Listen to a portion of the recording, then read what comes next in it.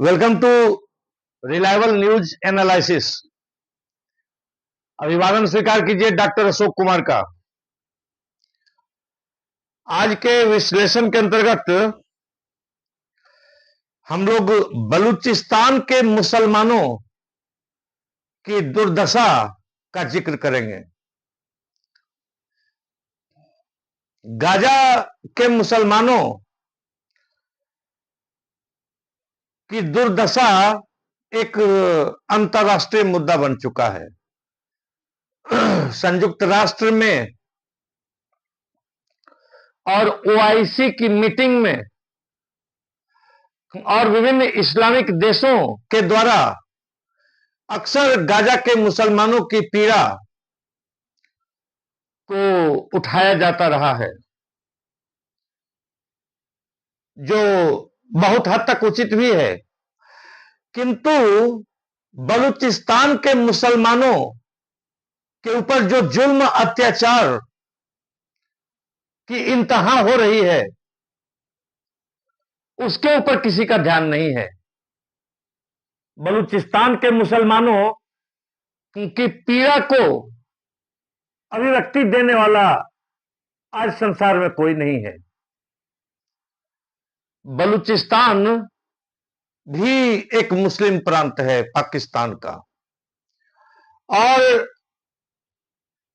स्वतंत्रता के समय से ही बलूचिस्तान के मुसलमानों के ऊपर पाकिस्तान की हुकूमत और पाकिस्तान की सेना का भीषण जुल्म और अत्याचार निरंतर जारी है। लेकिन इस जुर्म अत्याचार और दमन चक्र को आज संसार में कोई देख नहीं रहा है, और इसका परिणाम है कि बलूचिस्तान के लोगों ने पाकिस्तान की इन करतूतों के खिलाफ विद्रोह का झंडा खड़ा कर दिया है। पाकिस्तान के खिलाफ बलूचिस्तान की बगावत एक गंभीर मामला है। बलूचिस्तान पाकिस्तान का सबसे बड़ा प्रांत है, और यूं तो कहिए कि पाकिस्तान के कुल क्षेत्रफल का लगभग आधा यानी 44% क्षेत्रफल सिर्फ बलूचिस्तान का है। बलूचिस्तान में पाकिस्तान की कुल आबादी का 6% लोग रहते हैं, अर्थात बलूचिस्तान की आबादी लगभग 1.5 करोड़ है। और इस प्रकार से फ्री बलूचिस्तान मूवमेंट के नेता मीर यार बलोच ने जिस प्रकार से बलूचिस्तान की स्वतंत्रता की घोषणा की है, अगर बलूचिस्तान पाकिस्तान से स्वतंत्र हो जाता है, अलग हो जाता है, तो पाकिस्तान का क्षेत्रफल घटकर लगभग आधा हो जाएगा। भारत के राजस्थान जैसे लगभग 2 राज्यों के क्षेत्रफल से भी कम पाकिस्तान का क्षेत्रफल रह जाएगा। बलूचिस्तान में रहने वाले 1.5 करोड़ मुसलमानों को निरंतर अत्याचार, शोषण, दोहन और बर्बरता का सामना करना पड़ रहा है। लेकिन उसके खिलाफ, वहां के लोगों की पीड़ा के खिलाफ आज न तो इस्लामिक कंट्रीज सामने आ रहे हैं, न ओआईसी की अभिव्यक्ति सामने आ रही है। सभी बुद्धिजीवी, सभी साहित्यकार, मानवतावादी आज कहां चले गए हैं? बलूचिस्तान के लोगों के ऊपर होने वाले लगातार जुल्म अत्याचार के खिलाफ उनकी जिह्वा पर विराम क्यों लग गया है? बलूचिस्तान में ड्रोन से और फाइटर एयरक्राफ्ट से लगातार बम गिराए जा रहे हैं। लोगों के घरों को और आम लोगों को नस्तनाबूद किया जा रहा है। लोगों के घरों को नस्तनाबूद करके लोगों को व्यापक पैमाने पर मौत के घाट उतारा जा रहा है, जनसंहार किया जा रहा है। गलियों में टैंक दौड़ रहे हैं, टैंकों से लोगों के घरों को ध्वस्त किया जा रहा है। सरेआम बलूचिस्तान के लोगों को गोलियां मारी जा रही है, औरतों का अपहरण और अपहरण करके बलात्कार किया जा रहा है। पाकिस्तानी सेना बलूच लोगों के घरों को लूट रही है, पुरुषों को या तो किडनैप कर रही है, किडनैप करने के बाद फिर उनका क्या अंजाम होता है कोई नहीं जानता है। 10,000 से भी अधिक लोग, बलूच लोग पाकिस्तान की सेना के द्वारा किडनैप कर लिए गए, जबरन उठा लिए गए और फिर उनका कोई अता पता नहीं चल सका है। या तो पुरुषों को किडनैप कर लिया जाता है या उन्हें गोली मार दी जाती है और महिलाओं और लड़कियों की इज्जत लूटी जाती है। सरकारी नौकरियों में उनके लिए सभी मार्ग अवरुद्ध कर दिए गए हैं। बलूचों के साथ पाकिस्तान में सौतेला बर्ताव किया जा रहा है। बलूचिस्तान पाकिस्तान का सबसे समृद्ध प्रांत है। सोना, तांबा, गैस इत्यादि प्राकृतिक संसाधनों और खनिज संसाधनों से भरपूर बलूचिस्तान गरीबी और मुफलिसी का शिकार है। यहां के लोग विकास नाम की चीज नहीं जानते हैं, क्योंकि पाकिस्तान की सरकार और पाकिस्तान की सेना बलूचिस्तान का इस्तेमाल सिर्फ एक एटीएम की तरह कर रही है। बल्कि बलूचिस्तान को लूटने के लिए पाकिस्तान ने अब चीन की सरकार के साथ हाथ मिला लिया है। अब पाकिस्तान की सरकार को बलूचिस्तान को लूटने में चीन का भरपूर सहयोग प्राप्त हो रहा है, जिसका ज्वलंत उदाहरण है सीपेक यानी चाइना पाकिस्तान इकोनॉमिक कॉरिडोर। इन अत्याचारों के बावजूद बड़े बड़े मुसलमान देश, अरेबियन कंट्रीज आज पूरी तरह से चुप हैं। बलूचिस्तान की चिंता किसी को नहीं है। बलूचिस्तान के लोगों ने स्वतंत्रता की घोषणा करके भारत से मांग की है कि भारत सरकार को बलूचिस्तान की स्वतंत्रता को मान्यता देनी चाहिए और बलूचिस्तान के लिए एक अलग दूतावास नई दिल्ली में स्थापित करने का अधिकार बलूचिस्तान के लोगों को देना चाहिए। बलूचिस्तान के लोगों का यह भी कहना है कि स्वतंत्र बलूचिस्तान को मान्यता देने वाला पहला देश भारत को होना चाहिए। बलूचों का विद्रोह अत्यंत विभत्स हो चुका है। बलूचिस्तान लिबरेशन आर्मी के लोग पाकिस्तान की सेना के ऊपर लगातार हमले कर रहे हैं। लगभग बलूचिस्तान के 80% से ज्यादा क्षेत्रों के ऊपर बीएलए यानी बलूचिस्तान लिबरेशन आर्मी का कब्जा हो चुका है। सभी सरकारी भवनों के ऊपर से पाकिस्तानी झंडे उतार दिए गए हैं। पिछले 2 महीने में बीएलए यानी बलूचिस्तान लिबरेशन आर्मी ने 4 बड़े हमले किए हैं, जिनमें एक हमला मार्च महीने में हुआ था, जिसमें बीएलए ने एक ट्रेन को हाईजैक कर लिया था और पाकिस्तान की सेना के 250 से अधिक जवानों की उन्होंने निर्मम हत्या कर दी थी। बलूचिस्तान के लोग कह रहे हैं कि अब उनके पाकिस्तान से आजाद होने का वक्त आ चुका है। बलूचिस्तान दक्षिणी पाकिस्तान और ईरान की सीमा पर स्थित है। यह पाकिस्तान का सबसे बड़ा प्रांत है और प्राकृतिक संसाधनों से अत्यंत संपन्न है। फिर भी यहां के लोग बेहद गरीब हैं।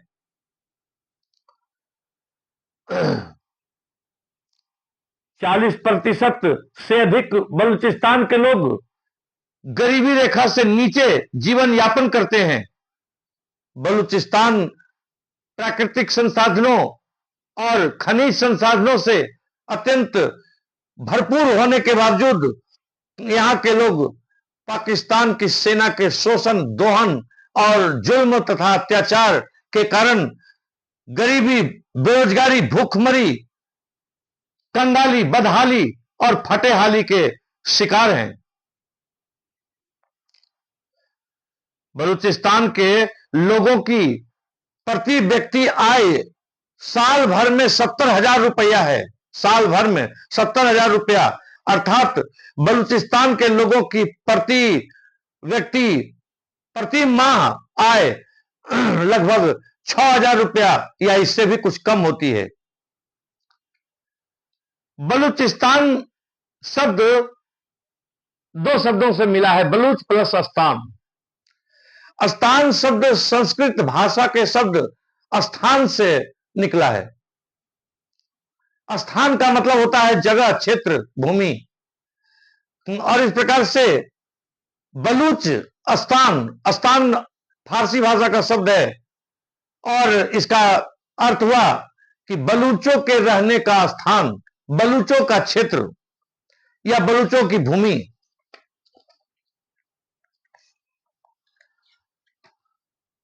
इसलिए बलूचिस्तान पाकिस्तान या मध्य एशिया में अनेक ऐसे देश हैं जिनके नाम के अंत में अस्तान है, जैसे Turkmenistan, Kazakhstan, Uzbekistan, Tajikistan, Kyrgyzstan, Dagestan या अन्य। ये सभी मध्य एशिया के देश या राज्य या क्षेत्र कुल मिलाकर के एक ही समूह के देश हैं जिनकी संस्कृति में बहुत अधिक समानता पाई जाती है, क्योंकि इन सबों के नाम में अस्तान यानी फारसी भाषा के शब्द अस्तान लगे हुए हैं। तो बलूचिस्तान बलूच जनजाति के लोगों का एक स्थान यानी देश रहा है। इस प्रकार से बलूचों का पाकिस्तान से कोई धार्मिक मतभेद नहीं है, क्योंकि बलूच लोग मुख्य रूप से सुन्नी धर्मावलंबी मुसलमान हैं और पाकिस्तान में सुन्नी मुसलमानों की आबादी अधिक है। तो इस तरह से बलूचिस्तान के लोगों और पाकिस्तान की सरकार का शोषण और अत्याचार यह कोई धार्मिक मुद्दा नहीं है, धार्मिक विवाद नहीं है। इस विवाद के जड़ में है बलूचिस्तान के लोगों को मिला धोखा और उनकी पहचान और संस्कृति का संकट। आज से 1,500 वर्ष पूर्व तक इस भूखंड को बलूचिस्तान नहीं बल्कि मकरान कहा जाता था, जहां मुख्य रूप से 3 धर्मों के लोग रहते थे। मकरान में हिंदू धर्म, बौद्ध धर्म और जोरोस्ट्रियन धर्म। जोरोस्ट्रियन धर्म ये ईरान का प्राचीन धर्म है, जिसके प्रतिपादक थे जरथुस्त्र। तो बलूचिस्तान में, जिसको कि मकरान कहा जाता था 1,500 वर्ष पहले, वहां हिंदू धर्म, बौद्ध धर्म और जोरोस्ट्रियन थे, यानी मुस्लिम नहीं थे। 5वीं सदी तक हिंदू धर्म बलूचिस्तान तक फैला हुआ था और वहां सिंध के राय वंश का शासन था। सिंध का ये राय वंश हिंदू राजवंश था जिसका शासन बलूचिस्तान के ऊपर था। लेकिन 7वीं शताब्दी में जब इस्लाम धर्म की उत्पत्ति हुई तो मुस्लिम खलीफाओं ने रासिल की लड़ाई में सिंध के राय वंश को हरा दिया और मुस्लिम खलीफाओं ने मकरान पर कब्जा कर लिया और तब मकरान ने इस्लाम को स्वीकार कर लिया और इस प्रकार से बलूचिस्तान में इस्लाम का प्रवेश हो गया। इस समय भी यह क्षेत्र बलूचिस्तान नहीं बना था। बलूचिस्तान बनने की शुरुआत हुई है 11वीं शताब्दी में, जब सल्जुक तुर्कों ने पर्सिया पर हमला किया। और पर्सिया पर जब हमला किया तो पर्सिया से एक घुमंतू जनजाति, पर्सिया अर्थात जिसका आधुनिक नाम ईरान है, तो जब पर्सिया यानी ईरान के ऊपर सल्जुक तुर्कों ने हमला किया 11वीं शताब्दी में, तब पर्सिया से एक घुमंतु जनजाति यानी खानाबदोश जाति वहां से माइग्रेट करके बलूचिस्तान आ गई। इसी जनजाति को आज के बलूचों का पूर्वज माना जाता है। बलूचिस्तान में हमेशा से अलग अलग हिस्सों पर अलग अलग सरदारों का शासन रहा है और इस प्रकार से बलूचिस्तान में कभी भी एकता नहीं रही है और कई टुकड़ों में बलूचिस्तान हमेशा बटा हुआ रहा है। लेकिन भारत में जब अंग्रेजों का शासन हुआ और अफगानिस्तान में जब रसा का प्रभाव बढ़ने लगा तो अंग्रेजी हुकूमत ने यह तय किया कि वे बलूचिस्तान को भी ब्रिटिश इंडिया का हिस्सा बना लेंगे। ब्रिटिश ने बलूचिस्तान के उत्तरी पश्चिमी हिस्से को अपने कंट्रोल में ले लिया था। जहां बलूचिस्तान की राजधानी है क्वेटा, तो उस क्षेत्र के ऊपर ब्रिटिश आधिपत्य की स्थापना हो गई। बाकी बलूचिस्तान का इलाका दूसरे साम्राज्य के अंतर्गत था जिसे कलात खानक के नाम से जाना जाता था। आज के संघर्ष में इसी कलात खानक रियासत का इतिहास छिपा हुआ है।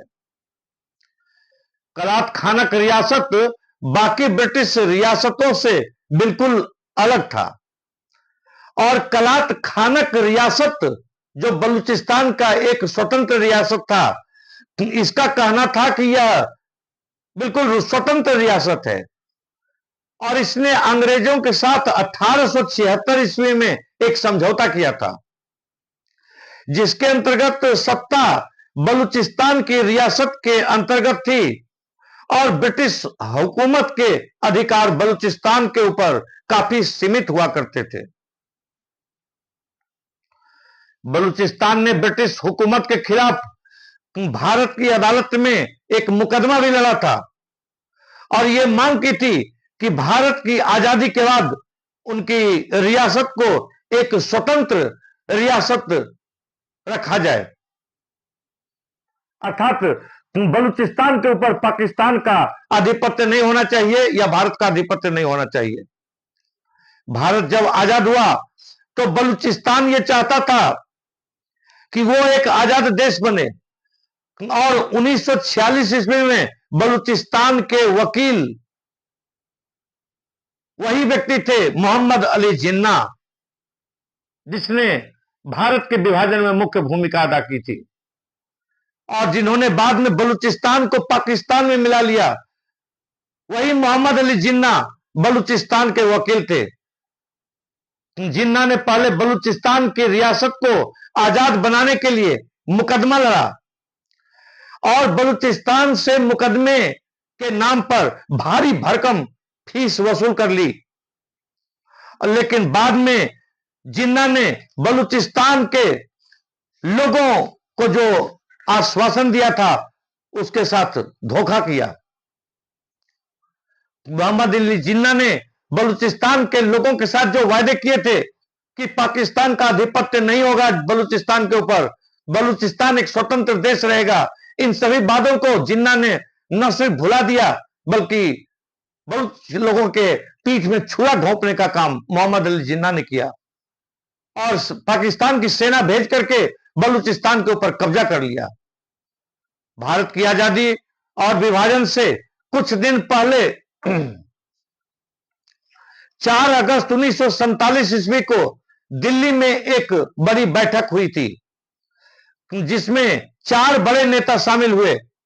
मोहम्मद अली जिन्ना, जवाहरलाल नेहरू, लॉर्ड माउंटबेटन जो लास्ट वायसराय थे भारत के, ब्रिटिश वायसराय भारत में थे, लॉर्ड माउंटबेटन वो भी इस मीटिंग में थे और चौथे व्यक्ति थे बलूचिस्तान रियासत के प्रमुख मीर अहमद यार खान। इस बैठक में जिन्ना ने यह वादा किया कि बलूचिस्तान बिल्कुल स्वतंत्र देश होगा और उसका पाकिस्तान में विलय नहीं होगा और इस प्रकार से 15 अगस्त 1947 ईस्वी को जब भारत स्वतंत्र हुआ तो बलूचिस्तान ने भी अपनी आजादी की घोषणा कर दी। पाकिस्तान ने भी उस वक्त बलूचिस्तान की स्वतंत्रता को मान्यता दे दी और पाकिस्तान ने कहा कि हम मानते हैं कि आप आज से अलग देश हैं, अर्थात बलूचिस्तान अलग देश है। लेकिन मोहम्मद अली जिन्ना ने अपने वादों को तोड़ दिया और पहले उन्होंने बलूचिस्तान के 3 प्रांतों को पाकिस्तान में मिला लिया और बाद में कलात खानक रियासत जो बच गई वहां भी उसने सेना भेज करके कलात खानक रियासत के ऊपर कब्जा कर लिया। इन सभी घटनाओं का व्यापक ब्यौरा मिलता है एक बुक में। बुक का नाम है in Afghanistan shadow, Baloch nationalism and Soviet temptation. इस बुक के लेखक हैं अमेरिका के प्रसिद्ध इतिहासकार सैली गैस हैरिसन। बुक में सैली गैस हैरिसन लिखते हैं कि 1948 ईस्वी में जब पाकिस्तान की सेना की मदद से बलूचिस्तान कलात खानक रियासत को पाकिस्तान में मिला लिया गया।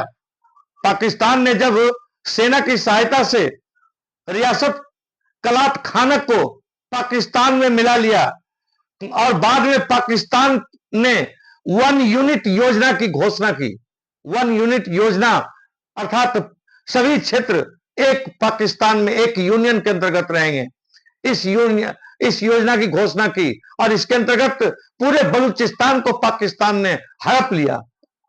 जो वादा किया था कि बलूचिस्तान को स्वतंत्र रखा जाएगा, उस वादे को तोड़ दिया गया और बलूचिस्तान को पश्चिमी पाकिस्तान का अंग बना लिया गया। इससे बलूचिस्तान के लोगों में काफी असंतोष फैल गया। बलूचिस्तान के लोगों ने इस नाराजगी के बाद नवाब नौरोज खान के नेतृत्व में विद्रोह करना शुरू कर दिया। नवाब बलूचिस्तान रियासत के नवाब नौरोज खान ने 1000 बलूचों के साथ मिलकर एक विद्रोह कर दिया और पाकिस्तान की सेना के साथ संघर्ष किया। इस संघर्ष के दौरान एक ऐसी घटना हुई जिससे पाकिस्तान की काफी बदनामी हुई।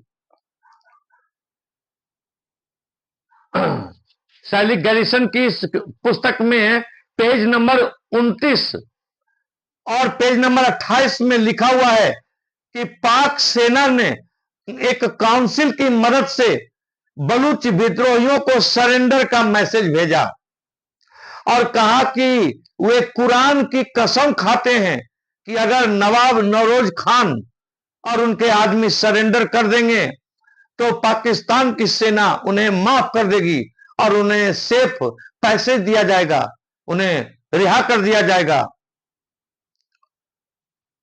पाकिस्तान एक मुस्लिम देश है और बलूच भी मुसलमान थे। कुरान की कसम को बिल्कुल सच माना गया क्योंकि कुरान की कसम खा करके लोग झूठा काम नहीं करते हैं, गलत काम नहीं करते हैं और इसलिए बलूचों को विश्वास हो गया पाकिस्तान की सेना के कुरान के कसम खाने पर। नौरोज खान भी मुसलमान थे और इसलिए सोचा कि पाक सेना अगर कुरान की कसम खा रही है तो वादा खिलाफी नहीं करेगी। लेकिन बाद में पाकिस्तान की सेना ने नौरोज खान और अन्य बलूचों को आत्मसमर्पण करने के बाद जेल में डाल दिया और वर्ष जुलाई 1960 ईस्वी में नौरोज खान और उनके 5 प्रमुख साथियों को फांसी पर लटका दिया और इस प्रकार से पाकिस्तान की सरकार और पाकिस्तान की सेना ने बलूचों की पीठ में छुरा घोंपने का काम किया। इससे बलूचों को वह जख्म हुआ जिस जख्म की पीड़ा को अभी भी बलूच लोग महसूस कर रहे हैं और पाकिस्तान में आज जो कुछ पाकिस्तान की सरकार और सेना के विरुद्ध बलूचों का विद्रोह हो रहा है उसका एक प्रमुख कारण यह भी है। पाकिस्तान की सेना ने हर वक्त बलूचों के साथ विश्वासघात किया। बलूच लोगों ने पाकिस्तान में मिला लिए जाने के बाद, बलूचिस्तान को पाकिस्तान में मिला लिए जाने के बाद पाकिस्तान के साथ एडजस्ट करने का भी प्रयास किया।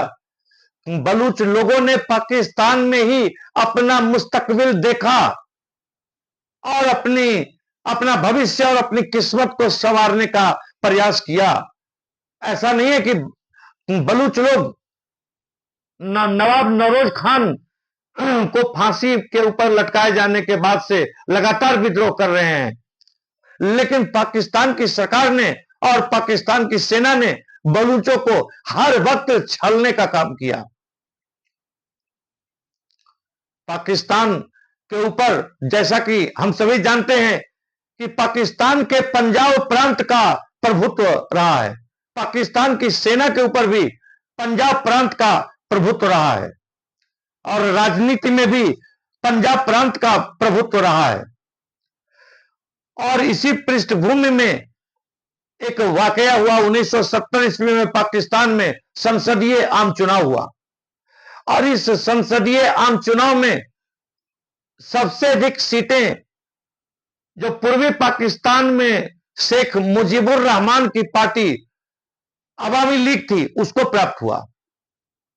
1970 की यह कहानी है, अर्थात इस समय पाकिस्तान का बंटवारा नहीं हुआ था और बांग्लादेश का जन्म नहीं हुआ था। तो सबसे अधिक सीटें शेख मुजीबुर रहमान की पार्टी अवामी लीग को प्राप्त हुई।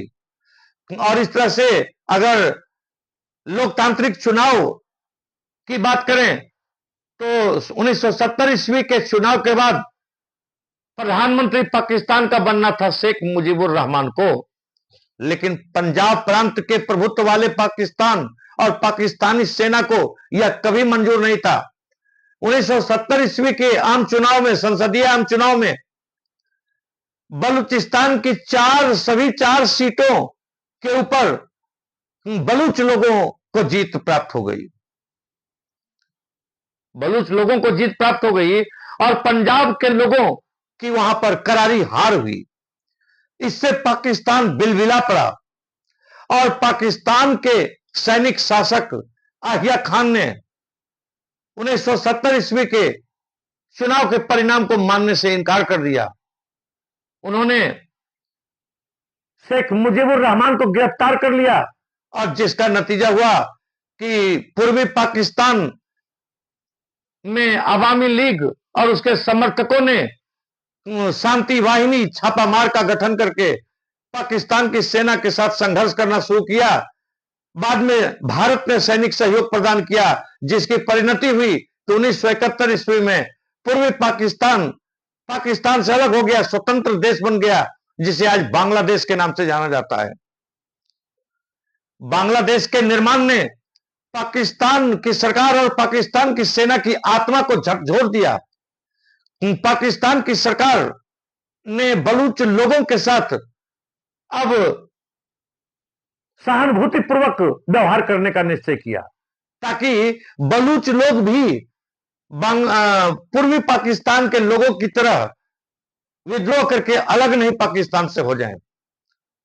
जे इस समय जितना असंतोष और रोष पूर्वी पाकिस्तान के बंगालियों में व्याप्त था, जिसकी परिणति बांग्लादेश के जन्म के रूप में हुई, उतना ही रोष इस समय बलूचिस्तान के बलूचों में भी था। लेकिन पाकिस्तान ने इस समय नरम दिल और सूझबूझ से काम लिया और उसने बलूचिस्तान प्रांत में एक बलूच को मुख्यमंत्री बना दिया। पंजाबी को, एक पंजाब के व्यक्ति को मुख्यमंत्री नहीं बना करके एक बलूच को बना दिया। बलूचों को ऊंचे ऊंचे पदों पर नियुक्ति की जाने लगी, जिसका परिणाम हुआ कि बलूचों में जो असंतोष का भाव था वह कुछ समय के लिए शांत होने लगा, ठंडा हो गया।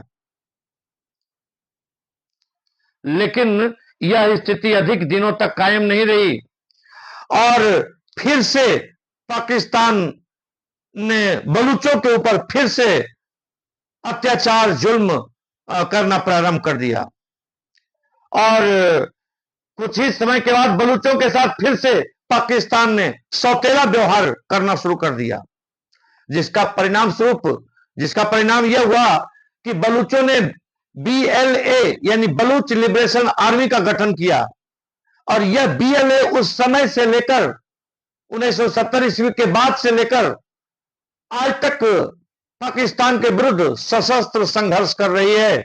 बलूचिस्तान की स्वतंत्रता के लिए हिंसात्मक आंदोलन चला रही है। आज भी बलूचिस्तान के 80% से अधिक भागों के ऊपर इसी बलूच लिबरेशन आर्मी का आधिपत्य हो चुका है। बलूचिस्तान को एरिया के हिसाब से पाकिस्तान का दूसरा बड़ा प्रांत माना जाता है। 44% इसका क्षेत्रफल है पाकिस्तान के कुल क्षेत्रफल का, और आबादी इसकी 1.5 करोड़ है, यानी पाकिस्तान की कुल आबादी का 6%। लेकिन फिर भी बलूचिस्तान में विकास की एक भी किरण आज तक नहीं पहुंची है। बलूचिस्तान पहाड़ों पठारों से भरा हुआ प्रदेश है। यहां सिर्फ पाकिस्तान ने शोषण और दोहन किया है। एक एटीएम मशीन की तरह बलूचिस्तान का पाकिस्तान की सरकार और सेना ने इस्तेमाल किया है, और चीन को शामिल करके पाकिस्तान ने बलूचिस्तान के एकमात्र बंदरगाह ग्वादर पोर्ट को चीन को लगभग सौंप दिया है।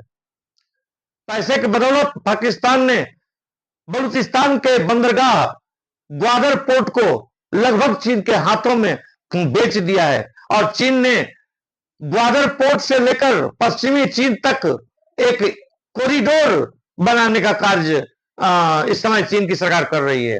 इसे सीपेक यानी चाइना पाकिस्तान इकोनॉमिक कॉरिडोर के नाम से जाना जाता है। ग्वादर पोर्ट और सीपेक के नाम पर जो पाकिस्तान में लूट हो रही है, उसका खामियाजा बलूच लोगों को भुगतना पड़ रहा है। चाइना पाकिस्तान इकोनॉमिक कॉरिडोर और ग्वादर पोर्ट पर एक रिसर्च पेपर 1923 ईस्वी में प्रकाशित हुआ। इस रिसर्च पेपर में कहा गया है कि ग्वादर पोर्ट से जो आमदनी होती है उसका 60% चीन का हो जाता है, और उसका 38% यानी 38% पाकिस्तान की सरकार का होता है, और मात्र 2% बलूचिस्तान को दिया जाता है। और इस प्रकार से बलूचिस्तान के लोगों के साथ घोर अन्याय और नाइंसाफी की जा रही है। जब पोर्ट बलूचिस्तान का है तो फिर उसकी आय जो है चीन और पाकिस्तान आपस में हड़प रहे हैं। मात्र 2% उसकी आय बलूचिस्तान को दी जाती है। इस रिसर्च पेपर का हेडिंग है the impact of CPEC on the people of Balochistan. मई 1923 ईस्वी को यह रिसर्च पेपर पब्लिश हुआ। इस रिसर्च पेपर को बलोच स्टूडेंट ऑर्गेनाइजेशन ने तैयार किया है। इस तरह से यह स्पष्ट है कि पाकिस्तान का जिस प्रकार से बलूचिस्तान में शोषण और दोहन जारी है, बलूच लोगों का विरोध दिन प्रतिदिन बढ़ता चला जा रहा है, और अब वह दिन दूर नहीं जब बांग्लादेश की तरह स्वतंत्र बलूचिस्तान का निर्माण होगा। इसी के साथ आज के विश्लेषण का अंत होता है। एक आग्रह आप सभी फ्रेंड से करना है कि कृपया कर अभी तक इस चैनल को जो सब्सक्राइब नहीं किए हैं कृपया सब्सक्राइब कर लें, और अगर वीडियो का विश्लेषण पसंद आता है तो इसे लाइक और शेयर करें। नमस्कार।